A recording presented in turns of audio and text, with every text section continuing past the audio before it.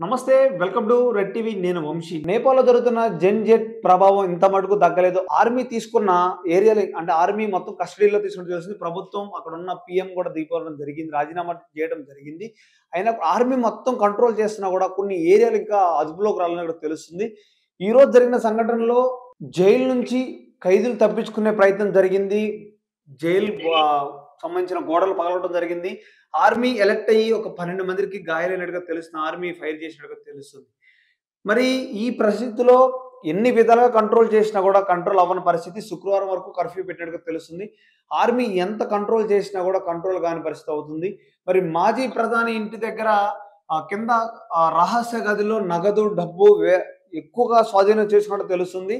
ఒకసారి మా ప్రతినిధి ఆదిత్యను అడిగే ప్రయత్నిద్దాం. ఒకసారి ఈ జైలు సమస్య ఏంటి? అక్కడ జరుగుతున్న ఇంకా అల్లర్లు ఇంకా జరుగుతూనే ఉన్నాయి. మరి ఇండియన్‌కి సంబంధించిన ప్రజలకి ఏమైనా ఇబ్బంది ఉందా? లేదా? అని అడిగే ప్రయత్నిద్దాం ఒకసారి. ఆదిత్య, అసలు ఏం జరుగుతుంది? ఇండియన్ ఇండియన్ ప్రజలు అక్కడ ఉండడం జరిగింది. వాళ్ళకేమైనా ప్రమాదం ఉందా? లేకపోతే ఇంకా ఈ కర్ఫ్యూ అనేది ఇంకెన్ని రోజులు పెంచే అవకాశం ఉందా?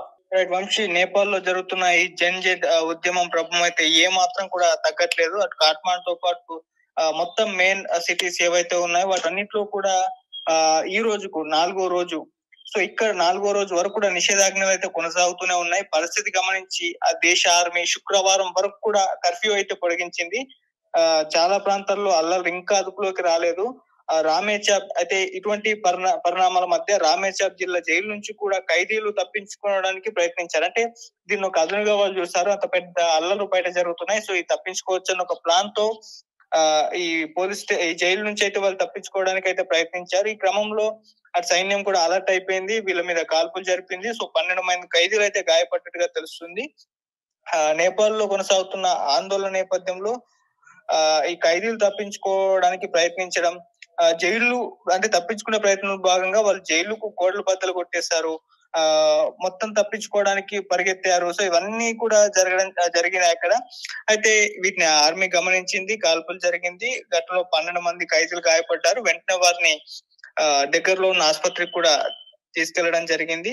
సో అంతర్గత జైలు గేటు బద్దలు కొట్టి ప్రధాన తలుపు తెరవడానికి ప్రయత్నించిన సైన్యం అలర్ట్ అయ్యింది. సో ఆందోళన మొదలైనప్పటి నుంచి కూడా జైలు నుంచి ఖైదీలు పారిపోతున్న ఘటనలు అయితే వెలుగులోకి రావడంతో జైలు చుట్టూ కూడా భద్రతను పెంచారు.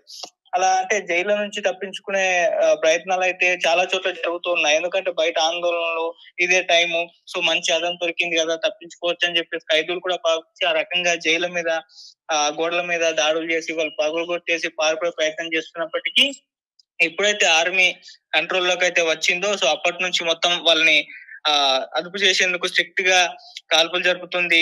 సో మొత్తం భద్రత పెంచుతుంది. ఆ రకంగా ఖైదీలను వెళ్లకుండా ఉంచేందుకు అయితే ప్రయత్నాలు అయితే చేస్తున్నాయి. అయితే రామేచాబ్ జైల్లో 800 మందికి పైగా ఖైదీలు ఉన్నారు.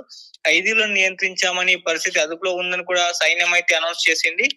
ఈ విషయాన్ని అటు కాఠ్మాండ్ పోస్ట్ అయితే వెల్లడించడం జరిగింది. ఆందోళన మొదలైనప్పటి నుంచి నేపాల్ చరిత్రలో వివిధ జైళ్ల నుంచి 15,000 మంది ఖైదీలు తప్పించుకున్నట్టుగా కూడా ఒక వార్త ఇప్పుడు బయట సర్క్యులేట్ అవుతుంది. బయట పరిస్థితులను గమనించిన వారు కొందరు స్వచ్ఛందంగా తిరిగి వచ్చారట. ఇదిలా ఉండగా నేపాల్ మాజీ ప్రధాని షేర్ బహదూర్ దేవుబా ఇంట్లో కూడా ఉన్న సొరంగం నుండి కూడా అటు నగదు, బంగారం భారీగా కూడా సైన్యం అయితే స్వాధీనం చేసుకున్నట్టు తెలుస్తుంది. ఇంటి కింద సొరంగం తరహాలో సెల్లార్ నిర్మించారట.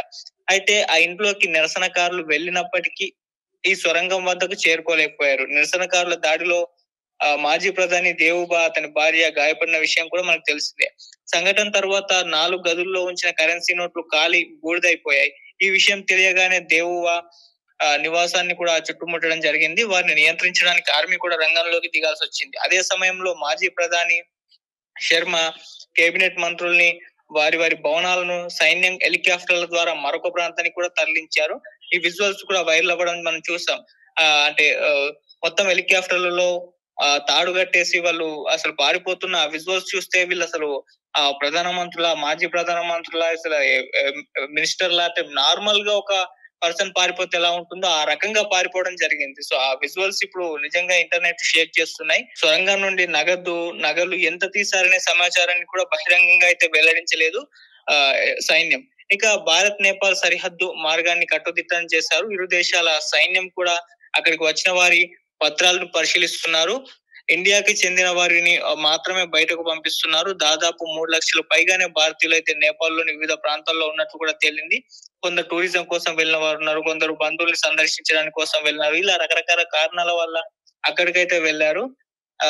వెళ్ళిన వాళ్ళని వెనక్కి తెచ్చే ప్రయత్నం ఇండియన్ ఎంబసీ ద్వారా కూడా, ఇండియన్ గవర్నమెంట్ ద్వారా కూడా జరుగుతుంది. అండ్ లోకేష్ గారు కూడా రియాక్ట్ అయ్యి చాలా మందిని వీడియో కాల్ ద్వారా మాట్లాడారు. ఇప్పుడు కొంతమందిని వెనక్కి తీసుకొస్తున్నట్టుగా కూడా అనౌన్స్ చేశారు. ఆ రకంగా ఇండియన్స్ అయితే అక్కడ అంటే ఇండియన్స్ ఉన్న పరిస్థితిని అయితే మన ఇండియన్ గవర్నమెంట్ అయితే చూస్తుంది. వాళ్ళు ఎటువంటి పరిస్థితులు ఉన్నారో కనిపెట్టి ఉంచింది. వాళ్ళకి ఎటువంటి ఆపదలు రాకుండా కూడా వాళ్ళు అన్ని రకాల ప్రయత్నాలు చేస్తున్నారు. సో వెనక్కి రప్పించే ప్రయత్నాలు కూడా జరుగుతున్నాయి. సో తెలుగు వారైతే లోకేష్ గారు రియాక్ట్ అయ్యి ఇన్వాల్వ్ అయ్యి వాళ్ళని వెనక్కి తెప్పించడం కూడా మనం చూస్తున్నాం. సో ఆ రకంగా అయితే ఇండియన్స్ అక్కడ సేఫ్ గా ఉన్నట్టయితే ఇప్పటి వరకు ఉన్న ఇన్ఫర్మేషన్. సో ఈ నేపాల్ లో ఉన్న ఈ పరిస్థితులు అనేవి ఎప్పుడు సర్దుమలుగుతాయో మనం చూడాలి.